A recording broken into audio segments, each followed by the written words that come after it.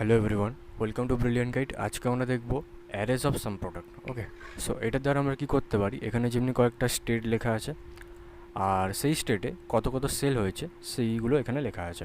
আর এর পাশে এখানে ইয়ার লেখা আছে, মানে কোন ইয়ারে হয়েছে। এখানে সব কটা 2020 করা আছে, এখানে ইয়ার আলাদাও হতে পারে, তাতে কোনো অসুবিধা নেই। আচ্ছা, আমাদেরকে যদি বলা হয় যে কোনো একটা পার্টিকুলার স্টেটে কবার সেল করা হয়েছে, সেটা আমরা কী করে বার করবো। যেমনি দেখো এখানে লেখা আছে কাউন্ট ওয়েস্ট বেঙ্গল, মানে ওয়েস্ট বেঙ্গলে কবার সেল করা হয়েছে। এখানে দেখো 3 দেখাচ্ছে, মানে 3বার সেল করা হয়েছে, 1বার 2বার 3বার। ওকে, আচ্ছা, এবার যদি আমাকে বলা হয় যে শুধু ওয়েস্ট বেঙ্গলের টোটাল কত সেল করা হয়েছে এখনও অবধি, তখন আমরা কী করবো, এখানে আমরা সাম প্রোডাক্টের ফর্মুলা ইউজ করব। ওকে, সো আগে এটা দেখিনি কী করে কাউন্ট করব। কাউন্ট করার জন্য অবভিয়াসলি আমাদেরকে কাউন্টিভ ফর্মুলা ইউজ করতে হবে। কাউন্টিভ লেখার পরে এখানে আমাদের একটা ফিল্ডেরই কাজ আছে, শুধু আমরা স্টেটেরই কাজ আছে, তাই নয় স্টেটটাকে সিলেক্ট করবো, স্টেটের কলামটাকে, দেন কমা দিয়ে কোন স্টেটটা আমরা কাউন্ট করবো, ওয়েস্ট বেঙ্গল। এইভাবে কোটেশনের মধ্যে আমরা লিখে দেবো। স্পেলিং কিন্তু আমাদেরকে সেম লিখতে হবে, নাহলে কিন্তু এটা বেরোবে না।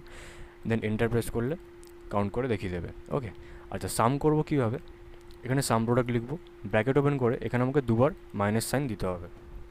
ওকে, এইভাবে দুবার মাইনাস সাইন দিতে হবে।